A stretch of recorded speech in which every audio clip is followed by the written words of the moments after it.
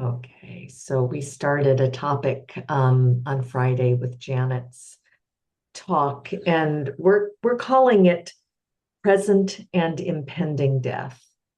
And my subtitle today is From Where I'm At. So I want to keep this talk in first person rather than speaking about what we experience. I'm really going to stay closer to my own experience and let you notice what resonates or doesn't resonate for you. So it is a timely subject right now, not an abstract idea. When a friend dies, it becomes more real, and it becomes more present in my life. In the middle of the night when I wake, one day this mind and body will be gone, gone, disappeared. During the day, I really understand it intellectually. Of course, most of us do. But in those quiet hours, it really feels different. And I've noticed that I feel a bit defended against death. I would even say sheltered by living. I mean, it's really easy to turn away the thoughts and feelings that come up with a kind of a line to myself, I'm just too busy for death. And it makes me laugh to say it, but it's there. There's so many things to do in my living, so many things calling for attention, and our culture gives us many ways to look away. Um, so here in the Dharma, I'm encouraged to look at it instead, to become curious about death as a present and future reality. And I can only do it from where I'm at, from the place I'm in. It really doesn't work so well to make myself look when I can't. So, one thing I wasn't prepared for, it wasn't simply my own mortality, it was the accumulation of other people's aging and deaths. As I grow older, more people die. I think everybody can say that. With some people, it seems like they're just waiting to die. My Aunt Loretta, she said that very thing in her late 90s, fully blind with little mobility. I remember her on her little chair going up and down. But she would say each morning she woke disappointed that the good Lord hadn't taken her. Some deaths are very close to me, others are acquaintances.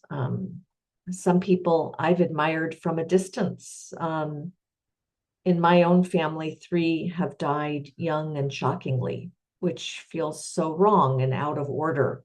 Like I have some kind of order for when we die. Um, and sometimes I've heard that someone has died and I feel deep grief. And other times I feel relatively little or maybe even almost nothing. I just, oh, I don't know at times because I really don't feel like I've ever been taught how to hold so many deaths or so many people who are on the way to death, living with the reality that death is approaching. Because old age and illness often precede it. I've been learning to find the right distance from it all. Because as a child, like many of us, I was told I'm too sensitive, and I simply don't know how to turn that sensitivity off. It's one thing when I'm modulating my response, watching the news and hearing deaths that way. It's another thing when someone is sheltered from their fears of dying and I'm listening to them. And it's another thing when I know someone's speaking honestly about their life and impending death. It's easier, of course, for me to stay present when someone is reflective and vulnerable. And yet there seems to be cycles to how open or closed we are to death. And those cycles feel deeply conditioned. Reflective meditation encourages us not to turn away from suffering or listening to suffering, but also not to manufacture it. I've been having to say, remind myself I don't have to pretend to feel more than I do, nor push away what's deeply felt. The practice is really about knowing my experience more honestly. So, reflecting on many other people's deaths, again, it brings me back to my own. They're very intertwined. And while I was thinking about this for this talk, I remembered that someone once read my birth chart. This is a Chinese medical, actually physiognomy, something I studied for many years, which is you chart out a person's uh, birth and death. And he declared that I'd die at 93.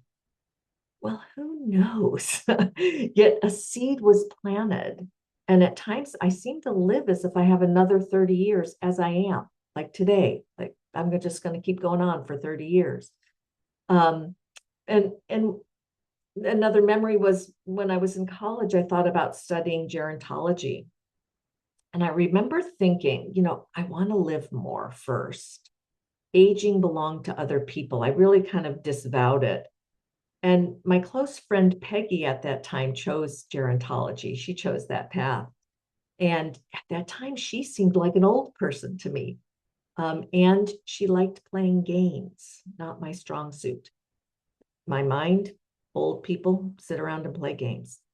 Now I see that life carried me into aging and death with a Dharma perspective. And that's really the lens I was looking for. I feel really grateful to have that lens. We recently received an email from Bodhi College, and they're a secular Buddhist sangha based out of the UK. And it was asking to help fund medical expenses for John Peacock. He's a Dharma teacher who we've done some online study with. And it got me to thinking we haven't structured that direction for our sangha. We don't have resources to provide services such as coordinating care or fundraising for participants or teachers, or offer ongoing practical support during illness, crisis, or end of life. And as a teacher, I can see us, what we can offer is connecting on Zoom to talk from a reflective meditation perspective. And that's right up my alley. And yet we don't have a formal system set up for that. Each teacher manages their own availability, and you'd have to get in touch with me or them if that's something you'd want. So I think I'm going to end with this.